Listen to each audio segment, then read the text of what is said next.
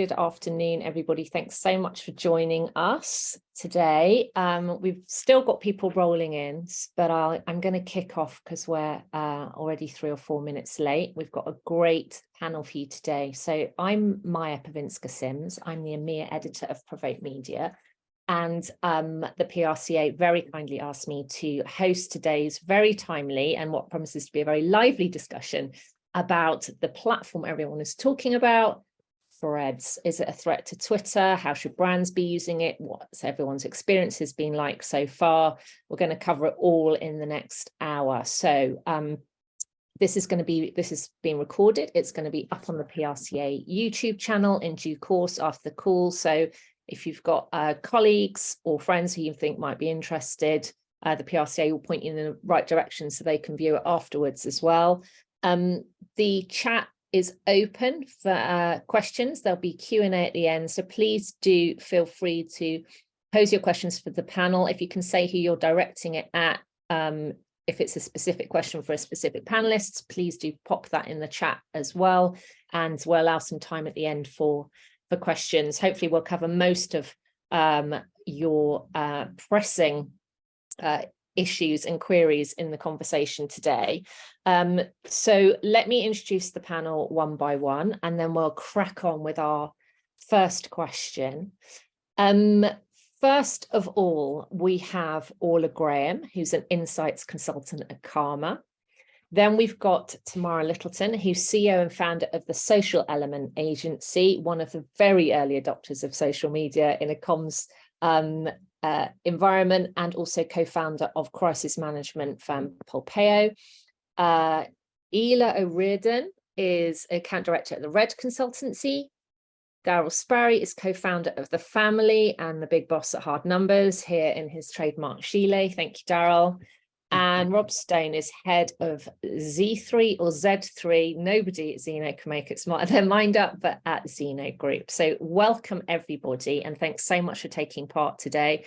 All anyone's been talking about is Threads, and is it Twitter? Is it Instagram? Where are we going with this? So I'm going to first of all come to each of you and just ask what your experience of Threads has been so far. What's good? What's not?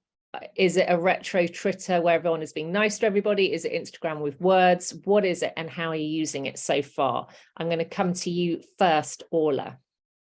Thanks, Maja. Yeah, so I'm finding it very much to have those kind of nostalgic Twitter about 10, 15 years ago kind of vibes. You know, it's people kind of trying to figure out what it is. There's a lot of brands being very silly on it at the minute because there kind of isn't as much focus on them. So I think they're taking it as a bit of a call to just be as daft and as silly as they like, which is kind of quite nice to see. There's a lot of people commenting on the fact that, you know, there aren't trolls. There isn't kind of just that absolute torrent of abuse that a lot of people would find on Twitter. But I think that there is a bit of a sense of like people don't quite know what to do with it. The lack of functionality at the moment has hindered the ability for it to really, I think, gather momentum.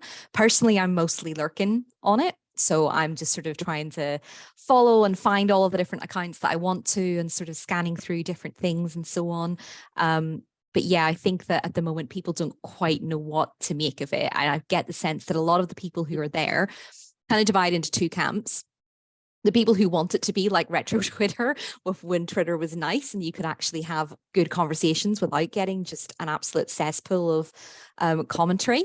And also then the people who do kind of come at it from the Instagram with words perspective and are a bit sort of, oh, what do I do here? Do I just copy what I've done on Instagram and just put more of a caption to it? Or how does that actually work? So it seems like already there's a bit of a dichotomy in how it's being used. Okay, thanks, Orla. That's a very good kickoff. Tamara, how are you using it so far? What do you think?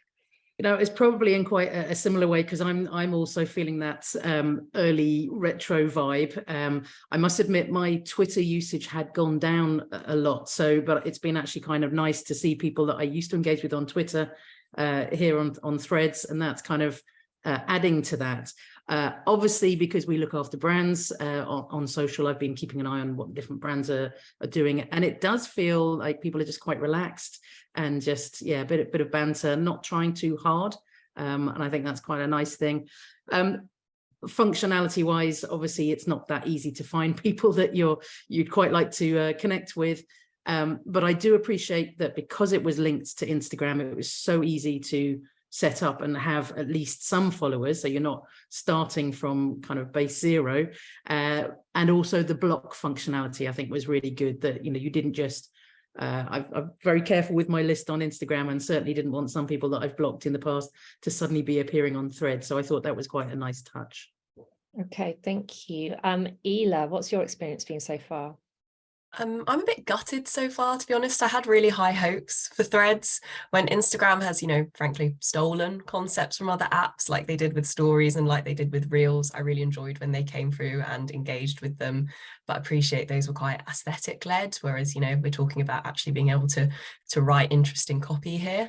And I think the question for me when Threads first appeared was, are those people that previously, were driven to the algorithm having to create really high quality visual content, can those people write really high quality written content? And so far the answer is not really, though I'm still holding out hope that lots of the lurkers will start to post more and we'll get a bit more variety of content. But because everything's still quite aesthetic driven at the moment rather than opinion, I think I'm just struggling to engage with it because there's not a real USP from my point of view. So I don't really understand Threads still at this point. Yeah, I think not really understanding Threads is coming through loud and clear. Darryl, what do you think of it so far? You've been quite prolific. Oh, wow. Thanks very much. Do you know what? After there was like an initial dopamine hit of seeing my follower count rack up like 10 new followers, 20 new followers, 30 new followers, all the rest of it when I joined, and in kind of the first 5 days, and now that's really tailed off. Also don't have the enjoyment of competing with Rich Lee to see who could get more followers in the first 24 hours. So I'm a little bit, the whole kind of hype cycle, hype curve thing. I'm kind of a little bit in the slough of disillusionment at the moment. I have high hopes for the platform, and I'm still there, and I still think it's definitely worth sticking with, because Meta, if there's one thing Meta really, really knows, it's social media. They got 2.89 billion monthly active users on Facebook, 2.4 billion monthly active users on Insta or whatever. Like they, God knows how many people on WhatsApp. Like they know how to do social media, and I think they will quite quickly iterate, develop, improve, all the rest of it to make us want to come back, to start seeing the utility, to start giving us some of the tools and things that we need to really make the most of the platform. So yeah. How many people have we got on there now? I mean, it's over 150 million downloads of the app now. I think that was data as at the 20th. I don't think I've seen anything after that. There was the first 100 million they got to in 5 days, and then the next 50 million was a ways, a few more days after that. So it is definitely kind of tailing off in terms of the explosive growth they saw in the first few days, but still hell of a long way to go. Yeah, there is a hell of a long way to go. Rob, what's your experience been like so far? I was quite disappointed to start with. I expected something a bit different. Like, it is a real clone of Twitter in the sense that a lot of the functionality is very, very similar, and a lot of it's obviously missing as well. I found out quite quickly as well. I spend a huge amount of time on Twitter. I've spent years working with the same accounts, and you get a sense quite quickly for the fact that your audience is very different as well. So the things that I might put on Twitter, I might talk about there, because you're crossing over from Instagram, it's a very different, much closer group of people that you might not feel as comfortable, putting that kind of content out to as well. But I think for them to compete, they're probably going to have to come up with something different. And I think that's why we're not seeing a big explosion of brands or different types of conversations on there just yet, because what often drives interest and creativity on these platforms is new features, new functionality. And I think because it lacks that and anything else really, search functionality, I'm sure we'll move on to some of that kind of stuff later. It's going to be a challenge. And I think, the data that I saw is, a couple of days after launch, they were running around 55 million active users on the site. They've dropped to about 25 million was the data I saw yesterday, which is still a really, really good start for a platform like that. But to keep that momentum going whilst they roll out some of the more advanced features, I think is going to be a challenge.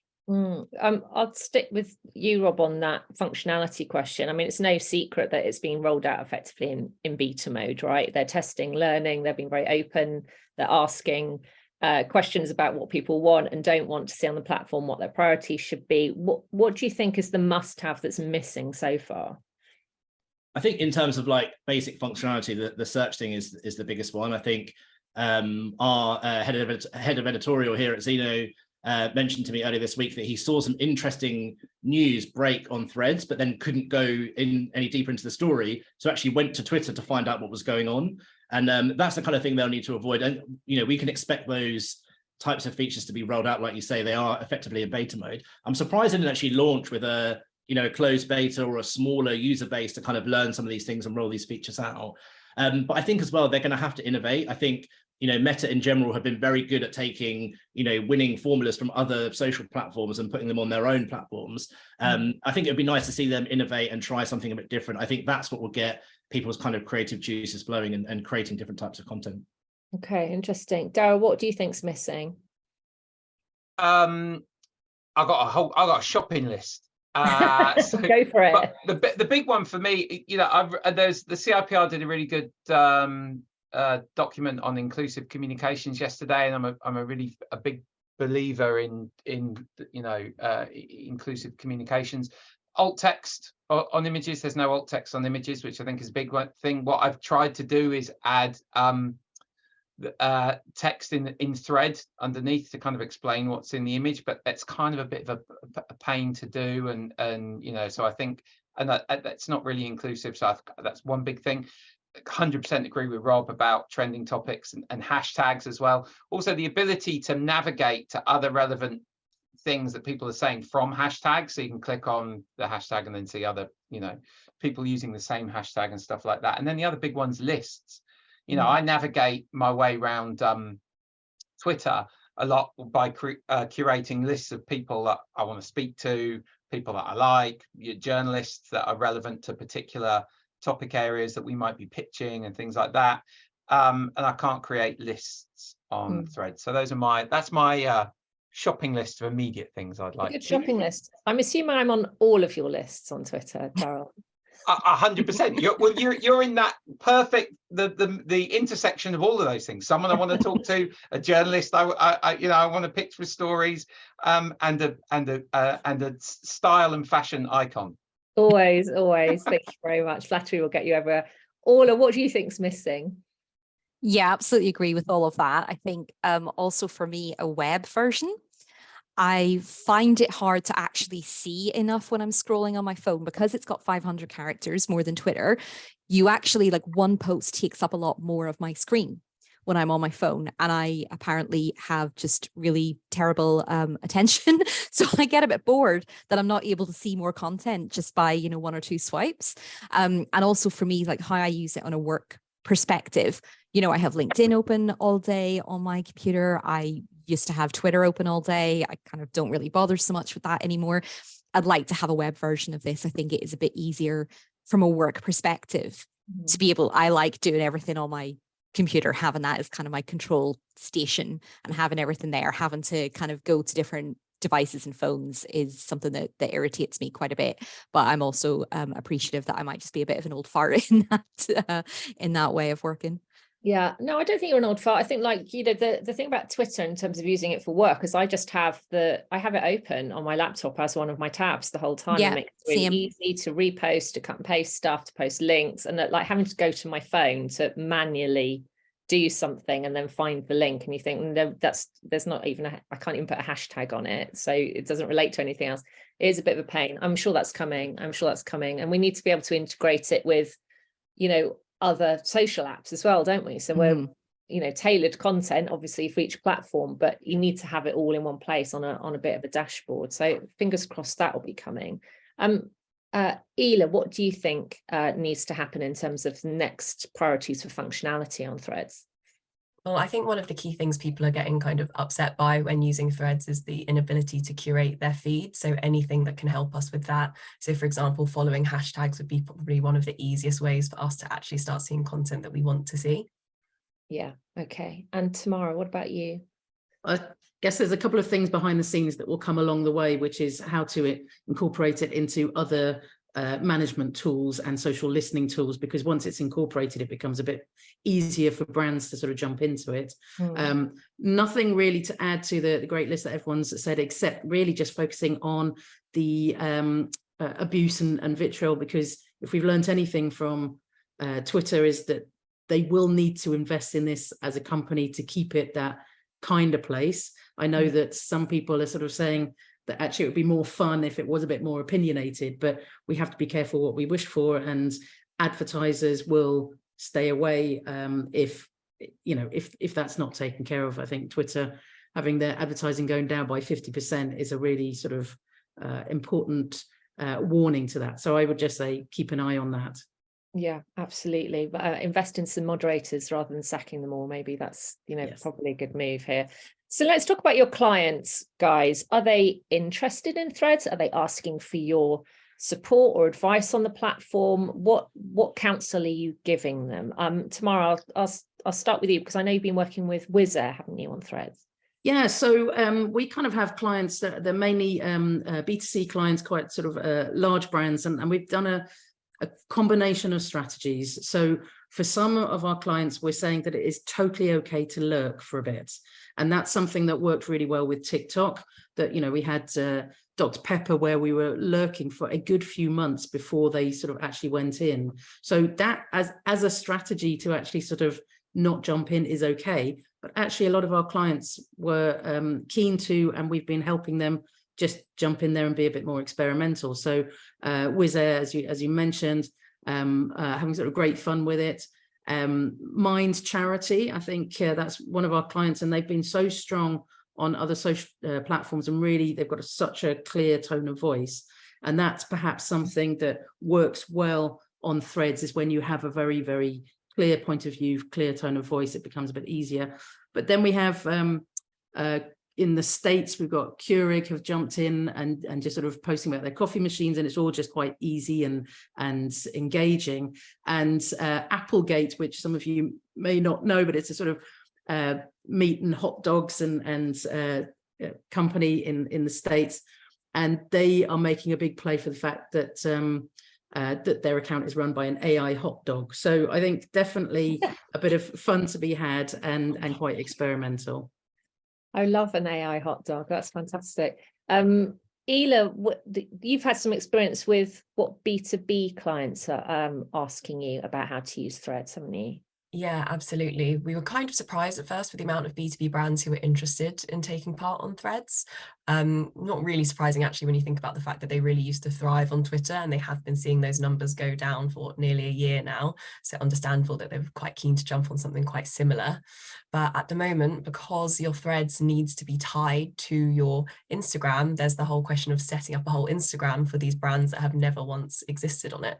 And that's a huge time investment for them, deciding their visual identity, their tone of voice with something that, we're not 100% is going to take off.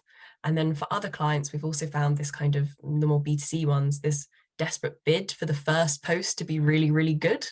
And I think that's one of the things that made threads quite amazing in the first kind of 48 hours. It felt really kind of buzzy because everyone was being really humorous and really fun. And then sadly, a lot of those brands have quietened down since. So I think it's definitely, what Tamara's saying. There's a lot of brands kind of testing and learning, whilst a lot of them are choosing to kind of just watch and wait. It's interesting on that B2B thing and the visual identity. I mean, I get a million press releases about stuff that is very difficult to look pretty. It's data and it's the hardware and software and stuff, and fintech, and it's really difficult to illustrate those just as a straight story, let alone like this is our identity on social media, where it's got more of a visual aspect to it. Are you finding that brands are starting to think about, on the B2B side, are starting to think about Instagram more? It's almost like, well, hang on, before we go to threads, what are we going to do about Instagram? Should we have a visual identity? Do you think it's going to put them off joining Threads because of that emphasis on the aesthetic? It absolutely is really putting them off. You know, they're massively concerned that their Instagram feed will just look like stock imagery, basically. Particularly, like you say, companies like fintech companies really struggle with getting that level of content, buy-in from customers, buy-in from employees. So Instagram is just a huge barrier to them at the moment. And some of them potentially don't understand that. They're like, oh, we'll happily just have an empty Instagram feed. And then there's that whole question of, well, does it look like a copycat? Does it look like a fake? You're running quite a lot of risks there if you're not keeping up with this channel. Absolutely. Darryl, what's been your experience with your clients? Yeah, very similar. I really wanted to try not to agree with everyone on this this panel, so I'll try and form some form of come up with a way to argue with people later. So yeah, 100%. I think for me to discharge my duties, you know, as running an agency, I had to get the I had to claim our Instagram account, which we had and we didn't use for 3 years because we were very much Twitter, LinkedIn. We're 90% B2B agency, 10% consumer. So those were our channels. But to get Threads, we had to use our Insta account. So now I'm going back and like publishing throwback content over the course of the past 3 years to our Instagram account, which is a bit kind of, you know, messy. So yeah, I feel that for very viscerally for us. And, you know, my advice to our clients would be kind of hold fire. There's some great analysis done by Amanda Natividad from Spark Toro on exactly this. 81% of consultants that she surveyed, and she had a survey sample of about 300, 400 people, had claimed their profile. But of B2B or B2C companies, it was like 32 to 34% or something like of that order. So there's a very interesting sort of divergence between consultants, people who have to kind of build their personal brand to, you know, win business and all the rest of it, and companies, which I think kind of speaks to some of the things that people have talked about. Yeah, interesting difference there, isn't there, between how individuals are using it and how companies are using it. Rob, what do your clients want to know about Threads? Do they want to know? Yeah, they do. We've had, you know, I think the bigger brands that we work with that have, you know, a reason to be on there are quite likely to quite quickly build an audience and, you know, can, you know, be playful and have a bit of fun with their kind of introduction to the platform and be a bit more creative about it. You know, came to us straight away and like, what can we do with this platform? You know, that kind of thing. I think for those with, you know, fewer resources that are already spread across lots of different social platforms, there's a bit of fatigue, I think, like it's another social platform for them to get their head around. It's more resources to be, you know, spread across already busy teams. And I think from them, a lot of the questions have been around, you know, what's it for? Why is it different? And should we be on there? And, you know, I think a bit like Darryl said, it's difficult to make an argument for jumping on straight away if you're going to have to work really hard to build an audience. I think, you know, this could be a successful platform. And, you know, the indications are that from the user numbers, certainly we've seen so far that it will be. But it's very difficult for a lot of smaller brands, I think, and smaller teams to invest in the platform without having a real sense of like why the identity there might be different from Twitter, for example. Orla, what are your clients asking about Threads? We're not hearing a huge amount about it as yet, possibly because it's not available to people in the EU. So we've obviously got quite a lot of clients who are kind of based in Europe. I think, though, that once the questions do start rolling in, it will be about what can they measure. And at the moment, you can't. So that's obviously a kind of an issue for us as a measurement company. There's no API. There's, you know, not really any analytics. Any measurement that you do has to be extremely manual. So again, I think that inability to be able to measure just at the moment on a, you know, industrial sort of scale alongside your other channels and be able to kind of get the same analytics at the touch of a button is potentially going to also maybe put people off, because again, it's a lot of work, and how do they see whether or not they're actually having any return for that? We'll come back to that question about data and measurement later, because I know you've got lots more to say about that, and so is Darryl. But There was a question in the chat about that point you just brought up about the EU, actually. Should we be concerned about jumping on the Threads bandwagon in the UK and the US particularly, when it's still banned in the EU because of privacy concerns? Is that a reason for pause, do you think? Yeah, I think it is potentially, and it really depends on how quickly that is going to be resolved. Because yeah, like and I have noticed, that everything in my feed is British or American. There isn't really anything beyond that, and a lot of the people that I maybe would have followed on Twitter aren't on Threads because they can't be, because they're based in the EU. So I do think that is going to be an issue. The data privacy one is really interesting. The amount of data that Meta has on us now is terrifying. Don't know how many people have watched the latest series of Black Mirror and seen the first episode. Joan is awful with the whole kind of terms and conditions thing and everything that we don't realize that we're signing away. The amount of data that they're collecting on us is absolutely astounding. And I feel like I should be more worried about it just on a personal level, but I'm kind of fatigued with the worry of these things. So I've kind of just been like, okay, they're tracking everything. I'm just going to have to give that, to be happy with that. But obviously for clients who are maybe in a more sensitive sector, people who are maybe working in B2B industries that are going to be a little bit have more regulation around, where data privacy is a much bigger concern, that could well be something that really puts them off as well. So until that issue is resolved, I do think that we're going to see a real problem with take up from those more international organizations. I think, primarily the brands I've seen out there at the moment have been kind of quite UK or US focused ones. So I think that it is going to really hamper its ability to go global. Yeah, lots of very pressing concerns there. So with all that in mind, and Threads is, it's literally only 2 weeks old, which seems astonishing because we've all got thoughts about it this early on. What should brands' strategy be then, in your opinion? Is it too early to build Threads into a broader social media strategy? How is it being used by brands? We've seen a lot of, as several of you said, a lot of fun, a lot of tongue-in-cheek stuff, a lot of people being quite chilled. It's helpful if they already have a strong brand personality, of course, as you said, but how do you think that will change, and what's the role of Threads or the place of Threads in social media strategy right now? Rob, I'll start with you for that one.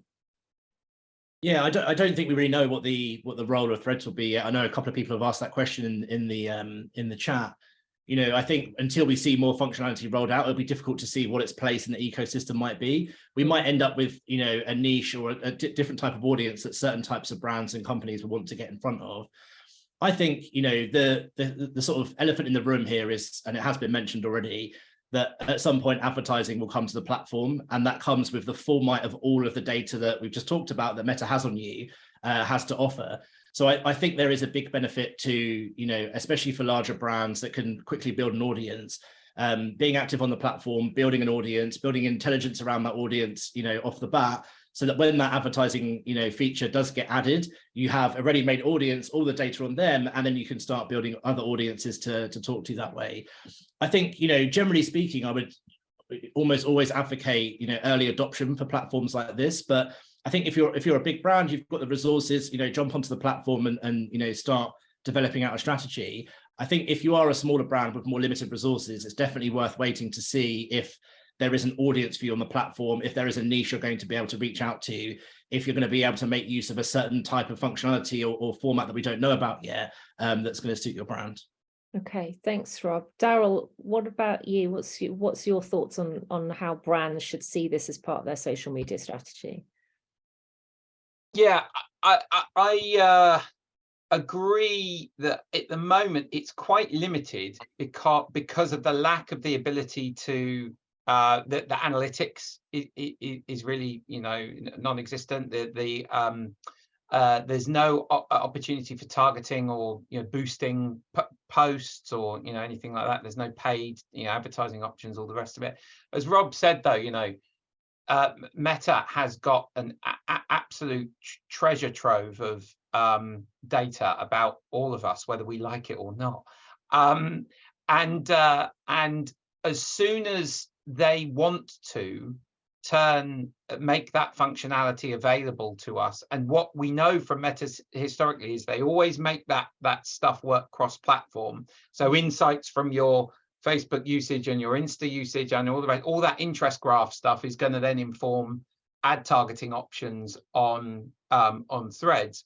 Then I mean, that then becomes an absolute Twitter killer. That almost potentially starts competing with LinkedIn, I think, at the moment, in terms of, from a B2B marketing perspective, that the accuracy and micro targeting that you might be able, to get to through that. So there's a really, there are definitely really exciting opportunities in the future for B2B businesses once improved analytics and improved paid promotion and advertising options start becoming available.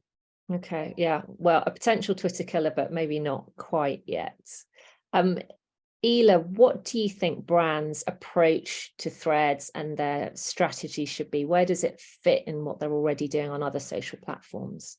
Yeah, so absolutely. I think if you're actively using Threads, it needs to be part of your strategy, because at the moment, so many people are just using it the same way as their other channels. There's a bit of laziness that I've noticed so far with people kind of reposting memes and jokes that, you saw 2 weeks ago on Twitter, and it's like, where do you think I came from? We're socially savvy. We saw that post 2 weeks ago on Twitter. Why are you sharing it with us again?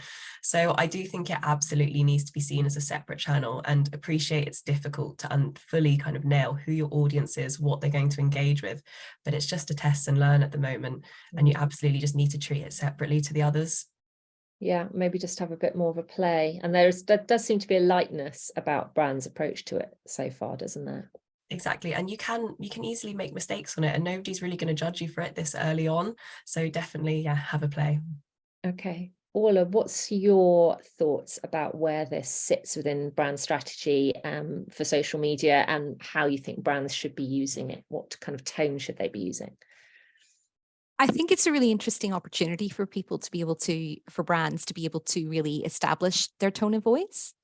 I think that on LinkedIn, with the focus on being very professional, a lot of the time then tone of voice and personality gets a little bit lost. I think this is a really good opportunity for brands to bring that in. And I've really enjoyed seeing a lot of brands. I've certainly seen Channel 4, ITV, Aldi, Monzo, brands like this kind of really being incredibly silly with it, but making it fit in with their brand personality. I think Channel 4 in particular has been really good about that. Their kind of whole dare to be different kind of approach has fitted really well with it.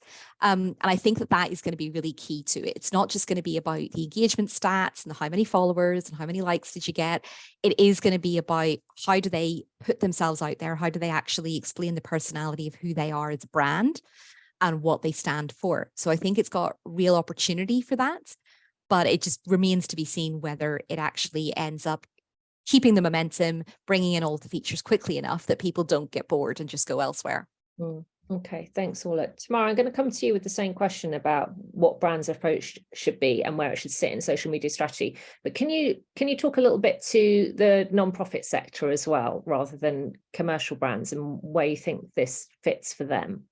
Yeah, of course. Well, I think one of the key things is that it's almost like it's the joy of organic social. It's not paid social, and that does allow, well, non-profits, it's not as expensive in terms of not having to sort of pay lots of money for the paid, but it's also, it kind of a bit more of an level playing field of people can just do amazing stuff with the power of their words and humor and really kind of connecting with people. So I think it's actually been good for both sectors.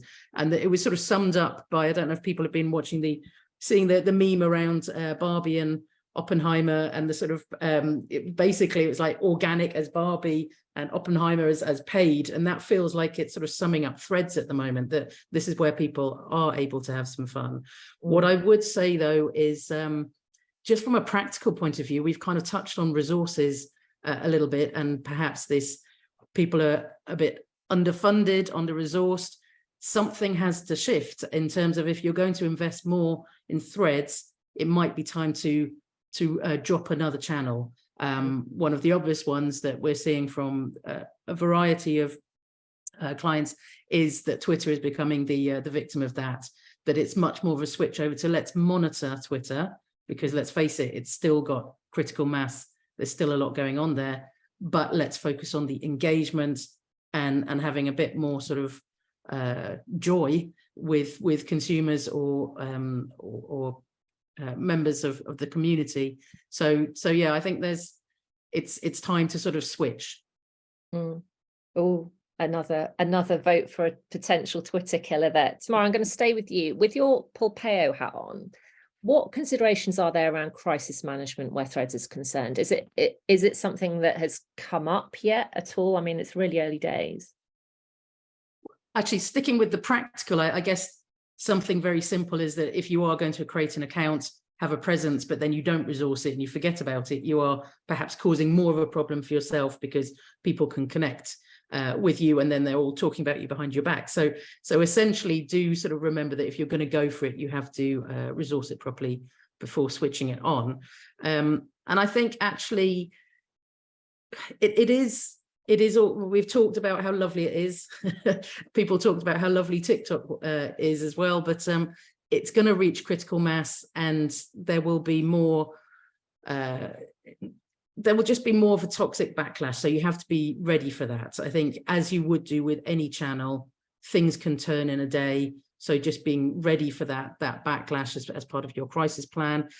I would say that you can update your crisis plan to include it. It's not that difficult in terms of it's not so different from other channels that really the key messages could be the same, but just thinking about, have you got access to the account? Have all the people who are part of your crisis plan got access to the account? So some very sort of simple things, but at the moment, I think just going back to what I said about, if you do switch your attention from Twitter, just be aware that social listening tools are not geared up to monitor what's going on Threads at the moment.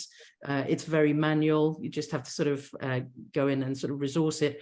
You can't take your eye off Twitter as part of your crisis plan. So, but I think actually just thinking about the fact that Orla was talking about, it's not in Europe, it means that Threads as a broadcast channel is not really any good right now. So that's something to consider as part of your crisis plan. If you are switching to broadcast mode, you would still need to use other channels. Okay, thanks, Tamara. That's really good insight, considering that we're so early on. I want to talk about audiences as well a bit, and we've touched on this, but Ela, what's the demographic here? Because Instagram and Twitter have very different demographic profiles. Where are people coming from to Threads? Is Gen Z on it yet? Because I'm seeing, like, you know, a lot of old people like me on there who are escapees from Twitter or who've only ever done Insta and are having a play with words as well. But what are you seeing in terms of the demographics? Exactly as you say, it's people escaping Twitter and people from Instagram trying to build up a new fan base. It is difficult looking for Gen Z within the platform. I'm not sure if they're still just lurkers or not just posting. But I think the thing that's really missing, like we had with kind of the advent of TikTok, is exclusive content not being shared on Threads that gives people a reason to come to the platform. It's not being signposted elsewhere. So, for example, people from YouTube or people from TikTok could come over. So I think that is the real issue here that is preventing Gen Z from coming over. Okay, I want to talk to you a little bit in a bit about influencers specifically as well, since you've brought that up. Talk to me about audiences, Tamara. Who are they? I haven't sort of got, I think we've sort of said we can't really grab all of the data yet, but I know that the target demographic that Meta have been talking about is, you know, it is that uplift of Instagram. So that would be the Gen Z audience, millennials and Gen X as well. But I imagine they're trying to make a play for the millennials as the key audience. I think, yeah, we'll touch on influencers in a moment, but there aren't many Gen Z influencers using it, which would make a massive difference. So it's sitting probably in the millennials and Gen X at the moment. Yeah, Rob, what are your thoughts on the demographics of the audience at the moment? I'll be honest, it's just not cool enough for a younger audience to really care about the platform and to go on there. And I think for influencers in particular, and I know about some people onto this, but you know, for them to invest their time in building out their own audience, which is generally going to be a similar age to them, and sometimes, or actually often a lot younger, you know, there's nothing really to draw them to it at the moment. I think, you know, that crossover of the Instagram audience means that, you know, they are going to be a little bit older. They are going to skew into millennials and maybe a bit beyond that. You know, this group is probably quite representative of that. If you think about how social media sites normally start, even Facebook way back in the day was a university focus, built out slowly. It was cool, it was exclusive, people were interested in doing it. We saw very similar things with Snap and obviously with TikTok recently as well. You know, it grows out. They're the people that kind of light a fire onto that platform, make it interesting and cool. Then everyone else comes, they just move on to the next thing. We're almost going in reverse here and starting with that kind of audience that's in the middle. And I do think it's going to be, you know, one of the big challenges in growth as well. Like, no influencers, no cool young people to prop the platform up and really light a fire under its growth. Yeah, there's a little side chat going on in the chat here with a lot of people of Gen Z saying it's definitely got millennial vibes. And Ellie said she went to, as a Gen Z, I went to Threads for the Love Island drama, and there is nothing there. I had to go back to Twitter. Oh, the horror. Yeah, it's definitely not, yeah, it's not for the young people at the moment. But then, you know, how is it going to grow? You know, I want to come back to this point about influencers since we've carried on with that.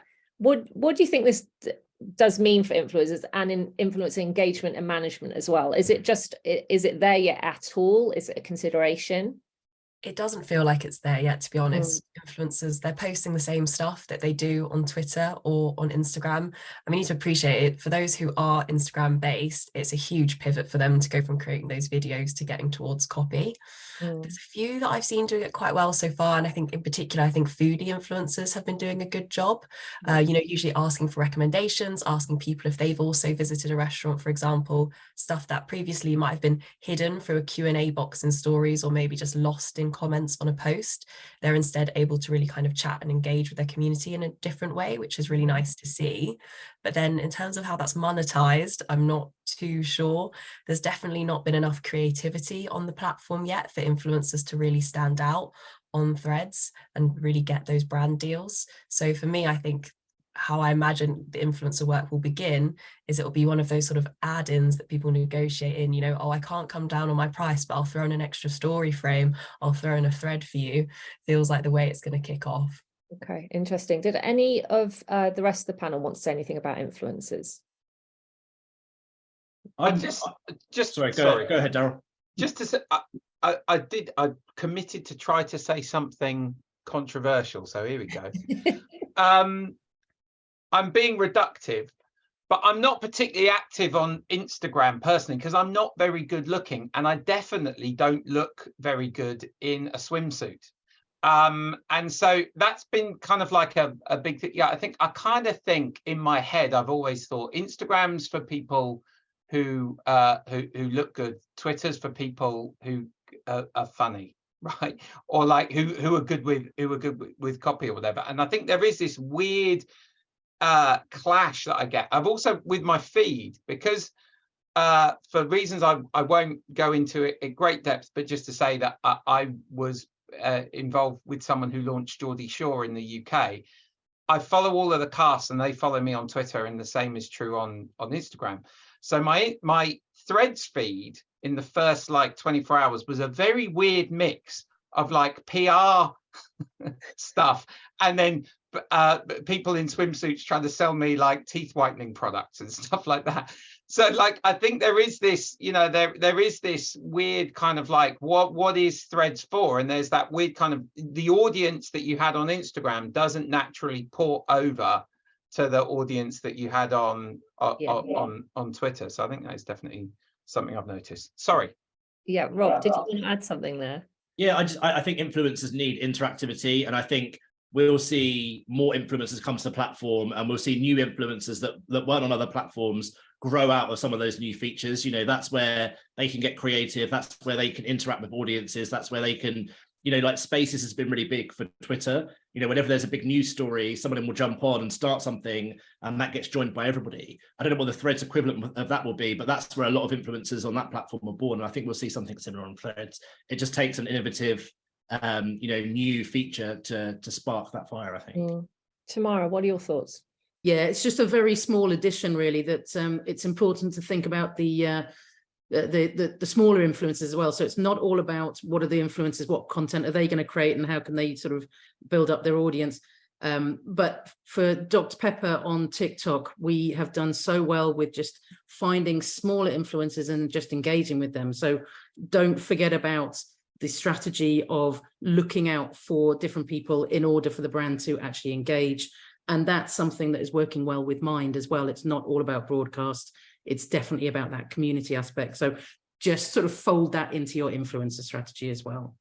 Yeah, I think the levels of engagement I'm seeing are it's really nice. It does feel a little bit more like, I know this is the intention, it does feel like there's more discussion, more kind of town square, more people actually having a conversation rather than just broadcast and reactive mode. So I think that's really interesting. I want to come back to this point about data and measurement, Orla, with you first. Obviously, it's too early we haven't got any reliable data. We haven't even got a month's worth of data yet. It's almost impossible to measure the impact of threads, what a successful campaign on threads would look like yet. What do you think? How do you think that is going to evolve? What needs to happen before threads is something where you can seriously say threads was a significant element of a campaign, or particularly successful element of a campaign? Yeah, I think there's a couple of things to address there. So first of all, in terms of what we know about the engagement on it and usage of it so far, there's been a number of different news stories that have come out citing different numbers. Obviously we all know 150 million users, but quite a lot of that is likely to have been people just saving their spot, so to speak. There's also been engagement that came out, engagement data that came out in the first couple of days saying that, brands are seeing like way better engagement on threads so far than they have on Twitter. But there was the novelty factor there. And even a lot of the data that we're seeing recently about how engagement levels have dipped off, how kind of the active monthly users have dipped off, I'm pretty confident in saying that I think that is only based on the Android app. So it's not a very representative picture. So it's very difficult to get a real sense of it at the moment. And I think that a lot of those data points flying around without context behind them is potentially going to put a lot of people off. So I think that there is a bit of an issue there until we actually get some proper data on it. For people to be able to report on it properly, it needs an API. And I would also hope that it has an API that is a little bit closer to the Twitter one than the Instagram one. So with Instagram, it's not as easy to search for keywords and so on and just kind of get an open feed of absolutely everything. It's a little bit trickier. There are a few other kind of, quirks to how the API works. For Twitter, it is much more of just a complete open fire hose. You can get pretty much everything that you need to get from it. So I would hope that that's the route that they go down so that it is a much easier channel to actually understand and listen to and monitor and be able to track on. So to understand engagement, but also to be able to listen on it. If it's going to become that Twitter killer town square kind of thing, you need to be able to listen to it very openly. You need to be able to really understand and search for different keywords and different hashtags and different users and be able to build up that kind of understanding of what is really happening across the whole ecosystem on it. So that's certainly what I would hope to see for it. And I think that it's going to be difficult, as I said earlier, for brands to really make this a big part of their strategy until they've got that kind of data available to them, because they can't prove it's worth the resource at the moment. Okay, thank you, Darryl. No doubt you have something to add on when the words data and measurement come into the room. Hashtag hard numbers. Yeah. So 100%. So Facebook collects 52,000 data points about you as an individual, right? And in terms of targeting options for ads, I think it's 92 or 98, 98 different options for targeting for people, right? Twitter doesn't even know, like there's no data point when you set up Twitter that is like a mandatory field, right? Like that you have to give about yourself, whatever. So Twitter knows nothing about you beyond the interest graph of people that you follow or things that you talk about, right? So Meta has a much better chance of delivering a really, really successful product for advertisers here than Twitter is ever going to be able to compete with. And the fact that Meta relies on verified identity, you know, genuinely verified identity in a way that Twitter doesn't, I think is only going to help that even more. So I think there's huge opportunity in the not too distant future once they scale above probably 250 million monthly active users. Then the advertising light's going to come on, and it's going to potentially be an incredibly powerful place to be, because it is going to be initially, as we always see with Meta platforms, the CPA and the CPC rates are going to be like chump change initially to get you on there, to get you started to do stuff, and then obviously they'll rack up over time, and it will just be another cash volcano that Mark Zuckerberg has at his disposal. Yeah.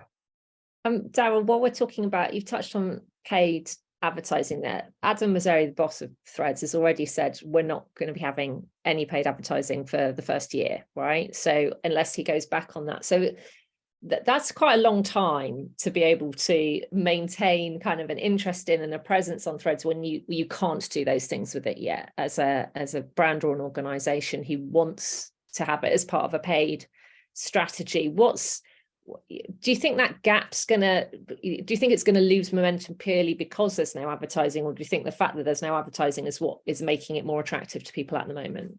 I think I would reverse engineer this question in a different direction. Okay. So if that's all right. Sorry if I'm doing a consultant thing of answering a question you haven't asked me, but it's like time, right? Think of it in this way. I think the development team for Threads is something like 20 people, right? Like it's a very, very small development team, which is why it's such a Spartan app. They launched it early to capitalize on the rate limit thing, yada, yada, yada, right? It will, if all of a sudden it's already far exceeded their expectations in terms of user acquisition, you know, it's the fastest growing, you know, platform ever. They will have to scale up the number of people to just support this thing on a daily basis, all the rest of it, and then to justify that investment in headcount that they're making, right? They're going to have to start attributing some revenue to it. So I think the need for headcount and the need, now we know they've got incredibly deep pockets, and if they wanted to, they could fund the losses of this thing for ad infinitum, but they're not a workers' own collective last time I checked.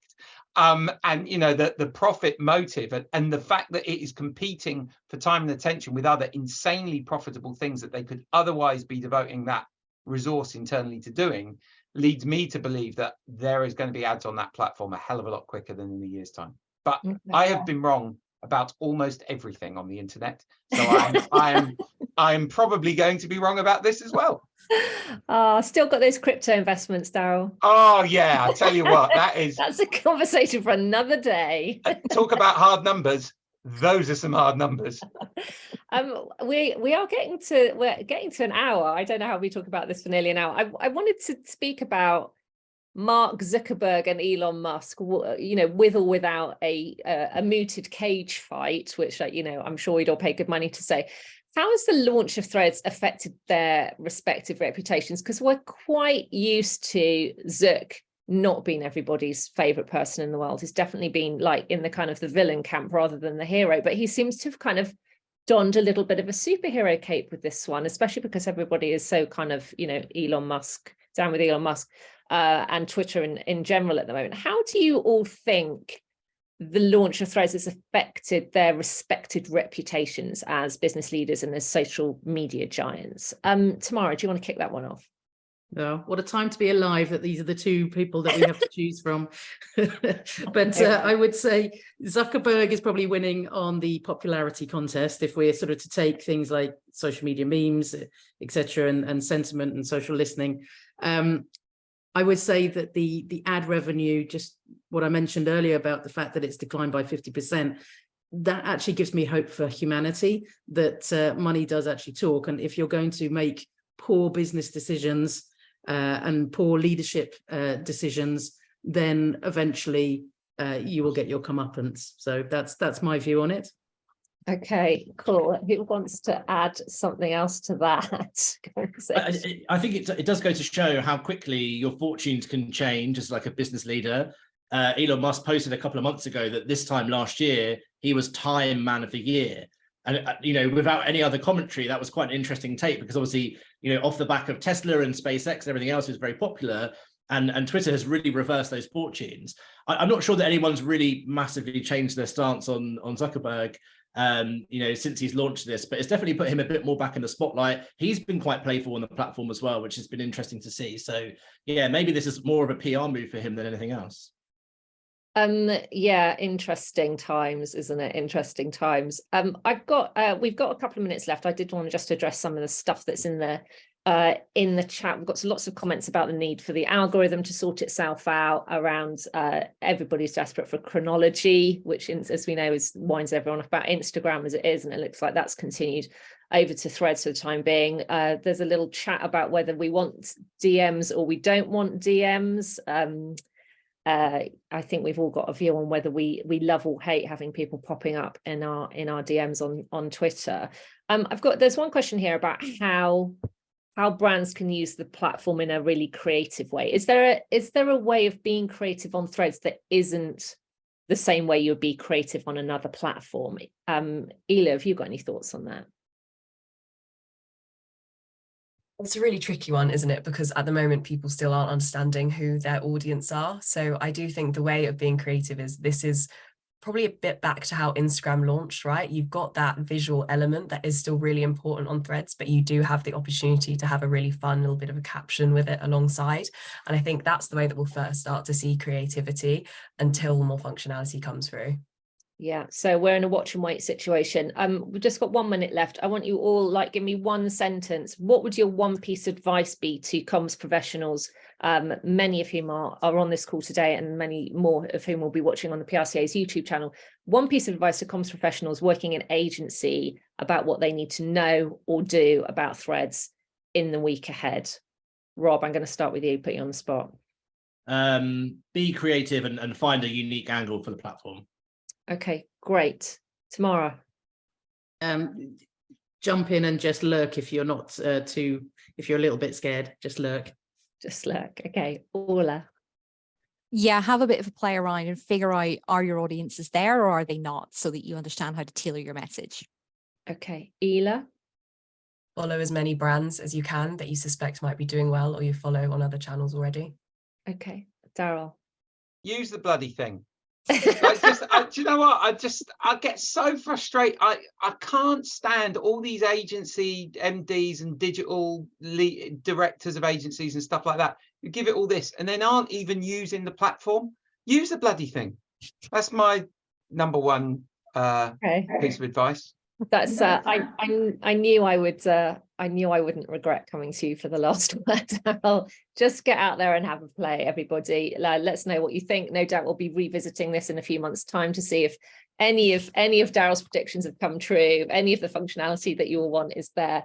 But in the meantime, thank you all so much. Thanks to the PRCA for pulling this together. On the nose as always with what's going on in the industry. Thank you so much to all our panel for your time and attention and insights today. I really appreciate it, and thank you everybody who's come along. This will be, as I said, on the PRCA YouTube channel in due course. So do share it around, and thanks very much for joining us today.